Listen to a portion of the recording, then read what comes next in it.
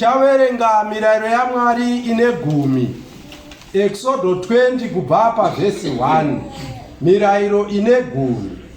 Zvino Mwari wakataura mashoko awa ose akati, ndini Jehovha Mwari wako, wakakubvisa munyika yeIjipita, muimba youranda. Usava navamwe vamwari kunze kwangu. Usazviitira mufananidzo wakavezwa, kana uri mufananidzo wechinhu chiri kudenga kumusoro, kana wechiri panyika pasi, kana wechiri mumvura pasi penyika. Usafugamira izvozvo kana kuzvishumira, nokuti ini Jehovha Mwari wako ndiri Mwari une shanje, ndinorova vana nokuda kwezvivi zvamadzibaba avo kusvikira kurudzi rwechitatu nerwechina rwavanondivenga, ndichiitira nyasha vane zviuru zvamazana vanondida, vanochengeta mirayiro yangu. Usareva zita raJehovha Mwari wako pasina, nokuti Jehovha haangaregi kupa mhosva unoreva zita rake pasina.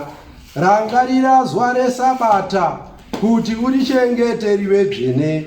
Ubate mazuva matanhatu, uite mabasa ako ose, asi zuva rechinomwe iSabata raJehovha Mwari wako.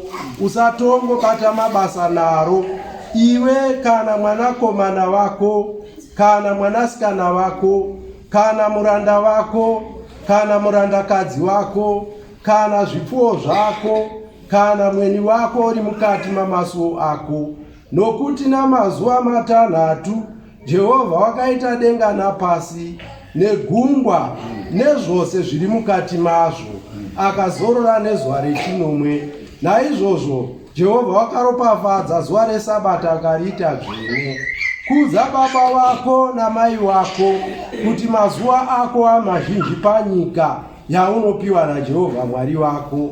Usauraya, usaita upombwe, usaba, usapupurirawo kwako nhema, usachiwa imba yokwako, usachiwa mukadzi wokwako, kana muranda wake, kana murandakadzi wake, kana nzombe yake, kana mbongoro yake, kana chimwe chewokwako.